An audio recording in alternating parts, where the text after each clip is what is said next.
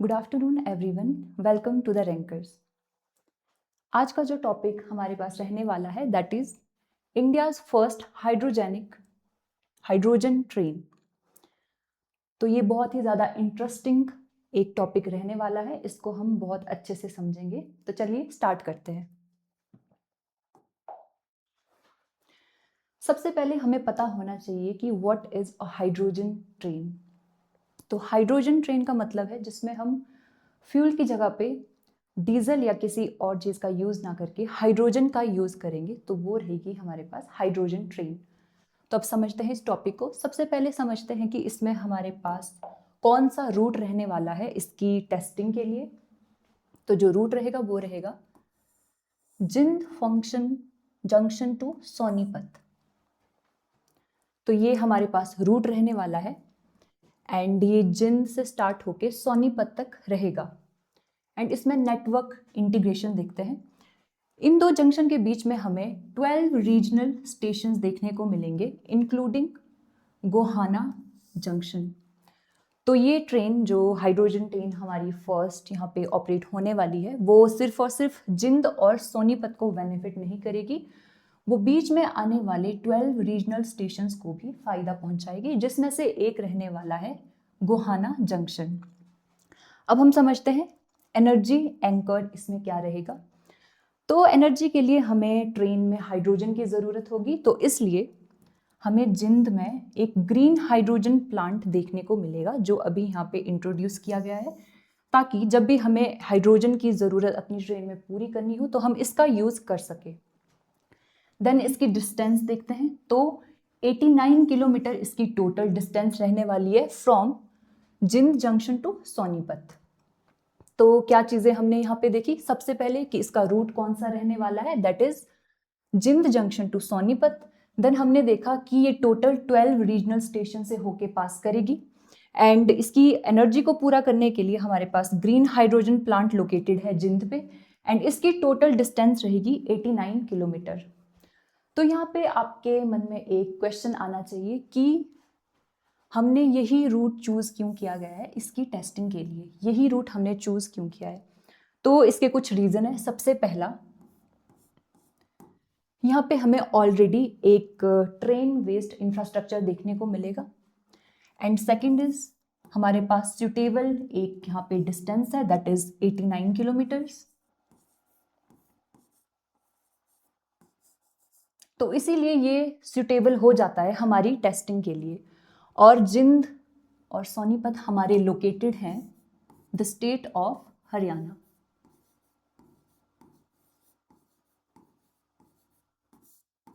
तो यहाँ से ये चीज़ें आप याद कर सकते हैं। तो अब हम नेक्स्ट प्रोसीड करते हैं। तो ये चीज़ें हमने समझी कि हमारा रूट कहाँ से कहाँ तक जाएगा और टेस्टिंग किस तरह से रहेगी।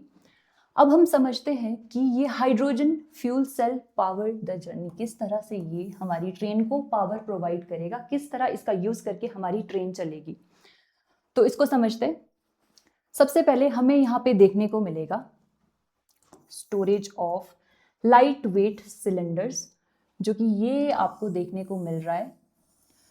तो इनको हम सबसे पहले माउंट करेंगे ट्रेन के रूफ में। यहाँ पे आप देख सकते हैं इनको रखा जाएगा, जो हमारे पास लाइट वेट सिलेंडर्स होंगे इनको माउंट किया जाएगा एक ट्रेन, ये ट्रेन आपको देखने को मिल रही है, इसके रूफ पे हम इसको माउंट करेंगे और इसमें स्टोर्ड होगा एक compressed hydrogen that is H2। इसमें हमें देखने को मिलेगी हाइड्रोजन, कंप्रेस्ड हाइड्रोजन इसमें स्टोर्ड होगी। तो अब समझते हैं, यहाँ से हाइड्रोजन मूव करेगी हमारे फ्यूल सेल की तरफ। ये देखिए यहाँ पे हाइड्रोजन स्टोर है, यहाँ से हाइड्रोजन हमारी फ्यूल सेल में मूव कर रही है। फ्यूल सेल इज PEMFC भी इसको कहा जाता है, that is the proton exchange membrane fuel cell. तो किस तरह से यहाँ पे ये अपनी प्रोसेस आगे फर्दर मूव करेगा, यहाँ से हमें देखने को मिल रही है हाइड्रोजन एंटर कर रही है हमारे फ्यूल सेल में यहाँ से। देन हमारे एनवायरनमेंट से, हमारे एटमॉस्फेयर से हमें ऑक्सीजन आती हुई देखने को मिल रही है हमारे फ्यूल सेल में। तो यहाँ पे हाइड्रोजन एंड ऑक्सीजन आपस में रिएक्शन करेंगे और उस रिएक्शन से क्या होगा, हमारे इलेक्ट्रॉन यहाँ पे अलग हो जाएंगे, तो ये इलेक्ट्रिसिटी जनरेट करेंगे और यहाँ पे जो प्रोटॉन है वो अंदर जाके ऑक्सीजन के साथ रिएक्ट करके वाटर वेपर एंड हीट को जनरेट करेगा। तो ये एक टोटल प्रोसेस है, किस तरह से ये काम करेगा। एंड जो यहाँ पे प्रोड्यूस्ड इलेक्ट्रिसिटी होगी वो फर्दर आगे मूव करके यहाँ पे हमारे मोटर को पावर प्रोवाइड करेगा और यहाँ से हमारी ट्रेन चलना स्टार्ट करेगी। तो मैं आपको एक बार समझाती हूँ किस तरह से ये रिएक्शन हमारे पास रहने वाली है। तो यहाँ पे हम देखेंगे,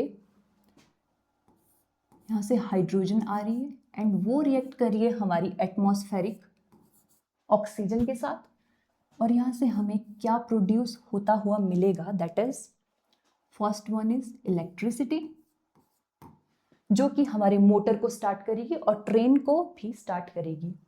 और दूसरी क्या चीज हमें यहाँ पे देखने को मिलेगी, that is water vapour means H2O।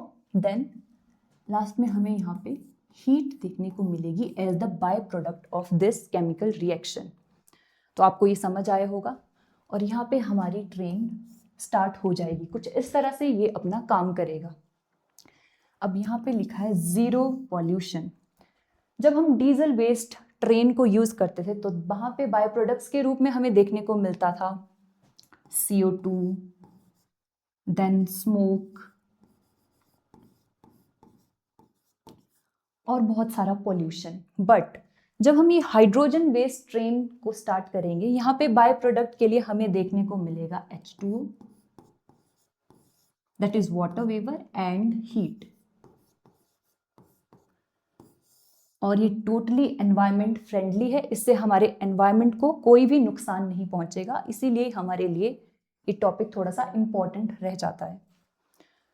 तो देखिए हमने यहाँ पे समझा, एक बार मैं आपको इसका क्विक रिवीजन करवा देती हूँ ताकि आप इसको अच्छे से समझ सकें। सबसे पहले हमने यहाँ पे क्या देखा, जो हमारे पास लाइट वेट सिलेंडर्स होंगे उनको माउंट किया जाएगा हमारी ट्रेन के रूफ में और इसमें स्टोर्ड होगी एक कॉम्प्रेस्ड हाइड्रोजन। देन यहाँ से हाइड्रोजन मूव करेगी हमारे फ्यूल सेल के लिए और ये रिएक्ट करेगी हमारी एटमॉस्फेरिक ऑक्सीजन के साथ। और जब ये रिएक्शन होगी तो इलेक्ट्रॉन, यहाँ आप देख सकते हैं, इलेक्ट्रिसिटी जनरेट करेंगे एंड प्रोटॉन ऑक्सीजन के साथ कंबाइन होकर हीट और वाटर वेपर प्रोड्यूस करेंगे। तो यहाँ पे जो इलेक्ट्रिसिटी जनरेट हुई है वो हमारे मोटर को पावर प्रोवाइड करेगी एंड यहाँ से हमारी ट्रेन स्टार्ट हो जाएगी। तो ये एक पूरा प्रोसेस था एंड यहाँ पे हमने देखा कि इससे हमें जीरो पोल्यूशन देखने को मिलेगा क्योंकि बाय प्रोडक्ट्स हमें देखने को मिल रहा है वाटर वेपर एंड हीट देखने को मिलेगी जो कि एनवायरमेंट फ्रेंडली रहेंगे। तो अब इसको नेक्स्ट हम समझते हैं। तो यहाँ पे हम देखेंगे कि क्या डिफरेंस है diesel and hydrogen fuel cell में। अगर इंडिया में ऑलरेडी डीजल बेस्ड ट्रेन चलती है तो क्यों हमारी गवर्नमेंट एक हाइड्रोजन बेस्ड ट्रेन के लिए इन्वेस्ट कर रही है। तो इसके लिए हमें सबसे पहले इन दोनों में डिफरेंस देखना पड़ेगा और किस तरह से हाइड्रोजन बेस्ड ट्रेन हमारे लिए अच्छी होगी वो यहाँ पे समझेंगे। तो सबसे पहले देखते हैं हम traditional based diesel. Fuel density यहाँ पे हमें देखने को मिलेगी 43 mg/kg और यहाँ पे हमें एनर्जी डेंसिटी देखने को मिल रही है 120 mg/kg। तो पहले हम इसको समझते हैं। mg/kg का यहाँ पे मतलब है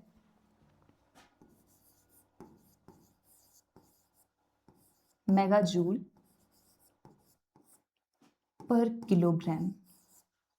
तो क्या मतलब है इसका, तो समझते हैं। इसका मतलब है कि 1 किलोग्राम फ्यूल हमें कितनी एनर्जी प्रोवाइड करवा रहा है। ठीक है, 1 किलोग्राम फ्यूल से हमें कितनी एनर्जी मिल रही है वो इसका एक मतलब है। तो यहां पे देखते हैं। तो यहाँ पे हमने देखा energy densities 43 mj per kilogram. That means 1 kilogram diesel use करने पे हमें कितनी एनर्जी मिल रही है?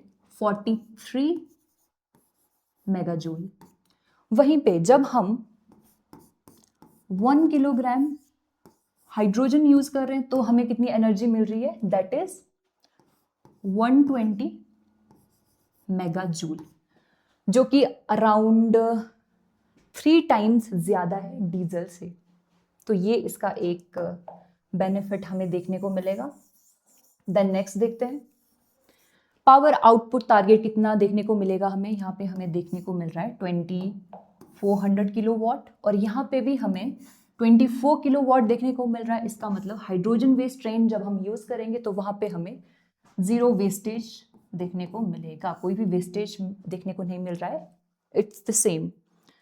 Then the third one is atmospheric bio products. मैंने अभी बताया जब हम डीजल वेस्ट ट्रेन का यूज करते हैं तो बायो प्रोडक्ट्स हमारे पास कौन कौन से मिलते हैं? हैवी सूट आपको देखने को मिलेगा, CO2 निकलेगा, सल्फर डाइऑक्साइड में निकलेगा, जो कि कंट्रीब्यूट करेंगे हमारी ग्लोबल वार्मिंग के लिए एंड हमारे एनवायरनमेंट को ये नुकसान पहुंचाएंगे।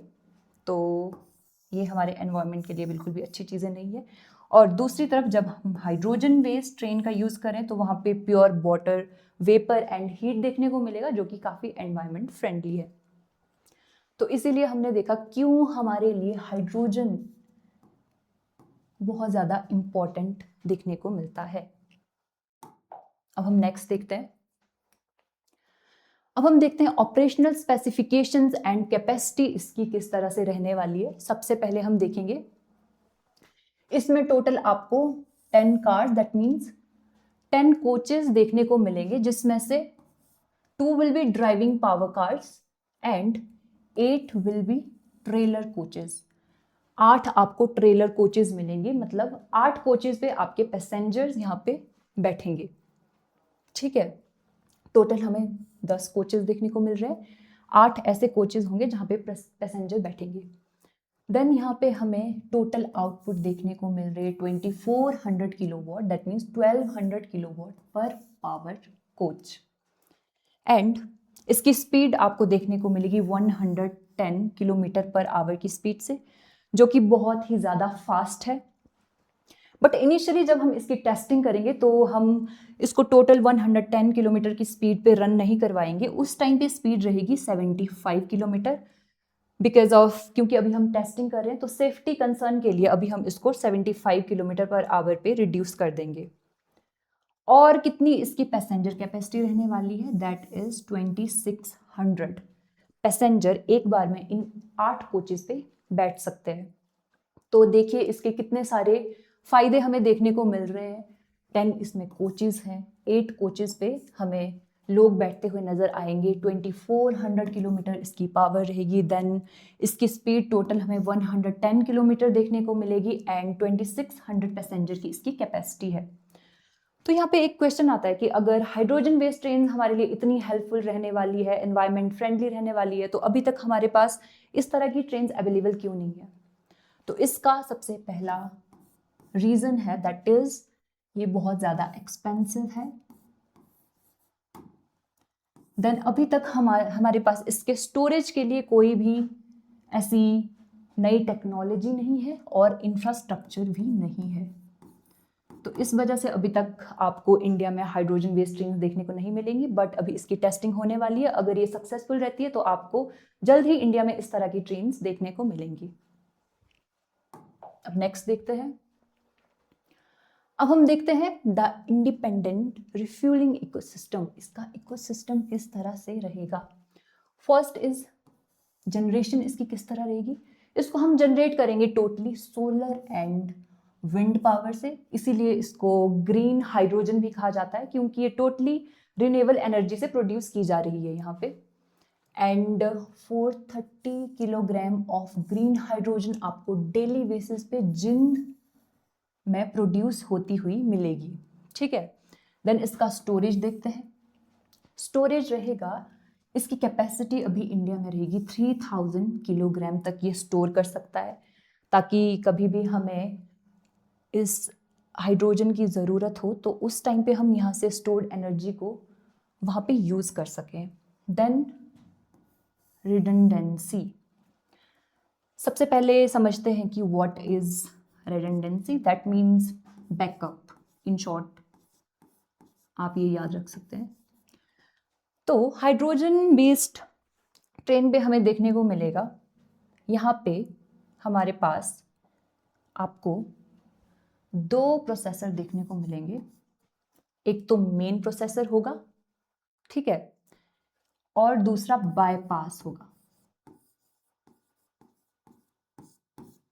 जब आपका मेन प्रोसेसर मान लो खराब हो गया, वो काम नहीं कर रहा है, तो हमारी ट्रेन यूज करेगी उस बायपास कंप्रेसर का। तो इस वजह से हमारी ट्रेन रुकेगी नहीं, वो चलती रहेगी अपने सेकंड ऑप्शन को यूज करके। ठीक है, ये था रिडंडेंसी का मतलब कि हमारे पास एक यहाँ पे बैकअप प्लान भी है जो कि जरूरी है। अब यहाँ पे रिफ्यूलिंग साइकिल इसका कितना रहने वाला है, वो रहेगा 15 से 20 मिनट। 15 से 20 मिनट में आप हाइड्रोजन को रिफ्यूल कर सकते हैं ट्रेन में। और वहीं हम देखें डीजल बेस्ड ट्रेन पे इसको टाइम लगता था 5 to 10 मिनट्स। तो यहाँ पे हमें देखने को मिल रहा है 15 से 20 मिनट, तो ज़्यादा कुछ डिफरेंस नहीं है, तो टाइम इसमें कम ही लगने वाला है। ठीक है, तो यहाँ पे हमने ये चीज़ें देखी कि किस तरह से ये जनरेट की जाती है। हम इसको टोटली रिन्यूएबल एनर्जी से प्रोड्यूस करेंगे, इसीलिए इसको कभी कभी ग्रीन हाइड्रोजन से भी इसको कहा जाता है, ग्रीन हाइड्रोजन भी कहा जाता है।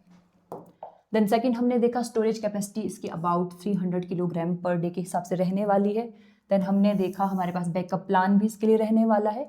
एंड रिफ्यूलिंग साइकिल में इसमें जस्ट 15 to 20 मिनट्स का टाइम लगेगा। चलिए नेक्स्ट प्रोसीड करते हैं। अब यहाँ पे बताया गया है कैपिटल एलोकेशन फॉर द आत्मनिर्भर पायलट, कि हमने इसमें कितना एलोकेशन किया है, कितना हमारा एक्सपेंडिचर हुआ है इस एक प्रोजेक्ट को बनाने के लिए। सबसे पहले हमने देखना है कि टोटल जो जिंद टू सोनीपत के लिए हमारे पास कॉस्ट आई है दैट इज 112 करोड़। और उसमें से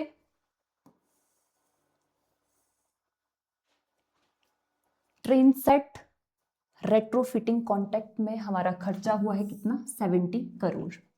और फ्यूलिंग प्लांट एंड इंफ्रास्ट्रक्चर के लिए यूज हुआ है 42 करोड़।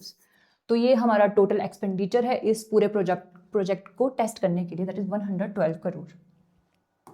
इसको आप याद रख सकते हैं, बट ये उतना ज़्यादा इंपॉर्टेंट नहीं है, बस आपको एक आइडिया होना चाहिए कि कितना टोटल इसमें एक्सपेंडिचर हुआ है, दैट इज 112 करोड़। अब देखते हैं इसमें कुछ फिजिकल सेफ्टी आर्किटेक्चर।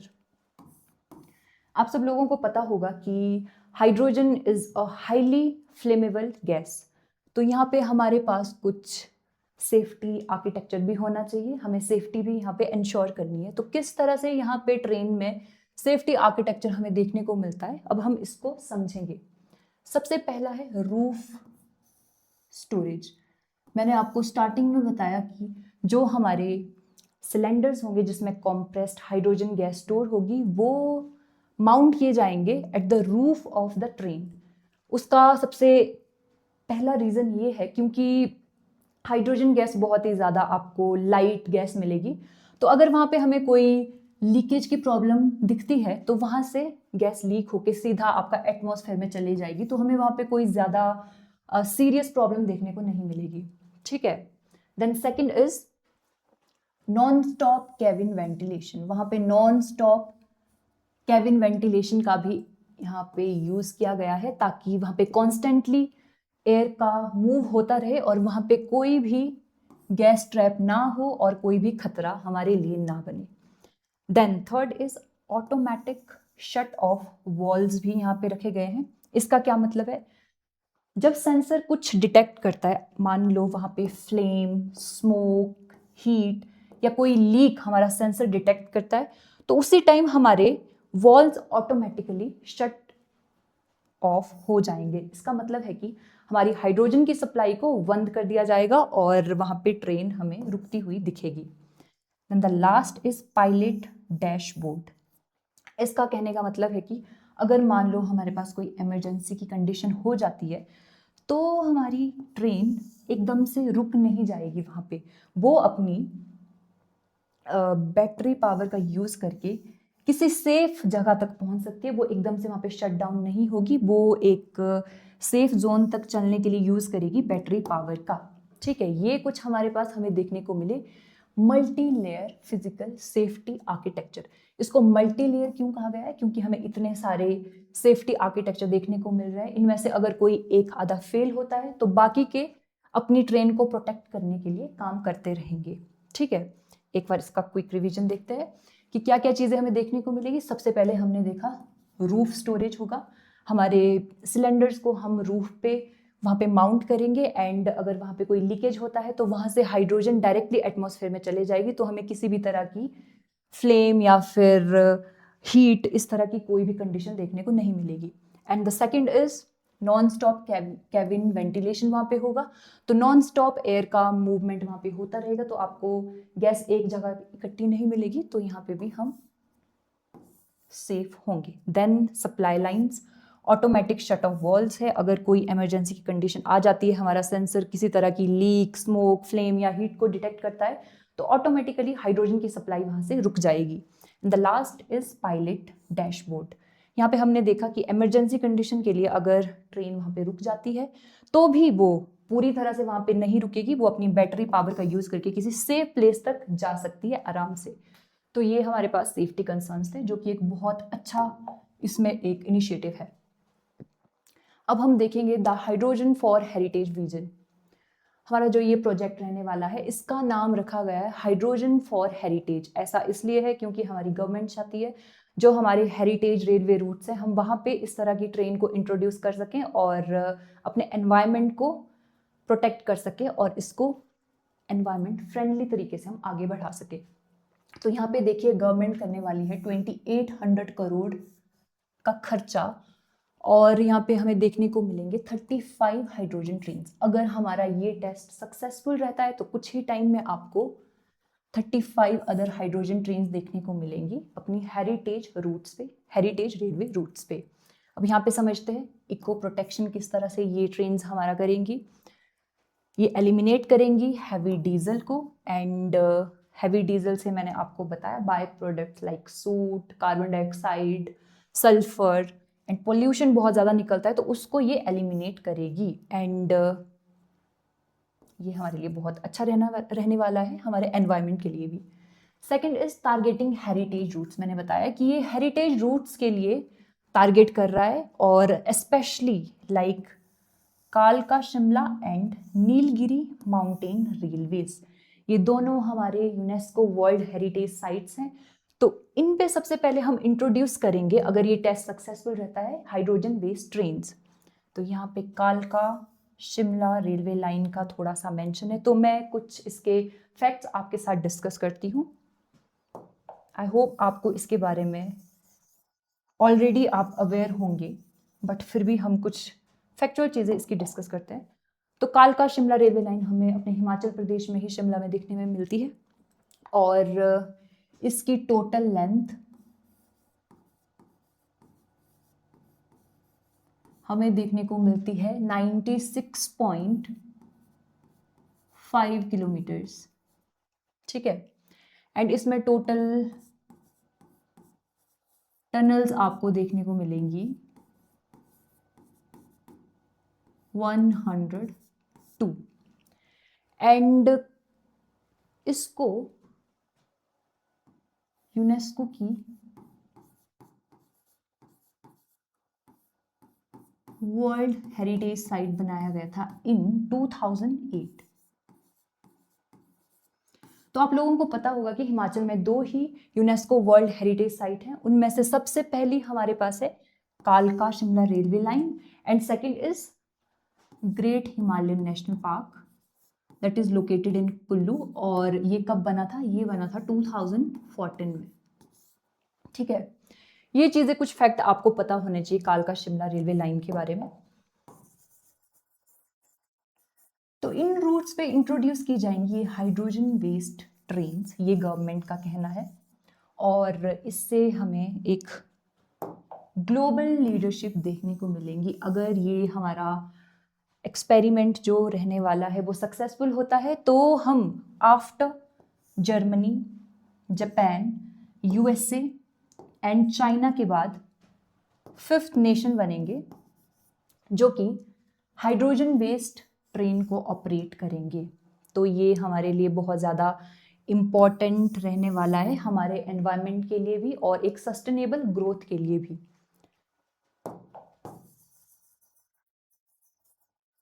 तो आई होप आपको ये टॉपिक अच्छे से समझ आया होगा, हर चीज़ समझ आई होगी।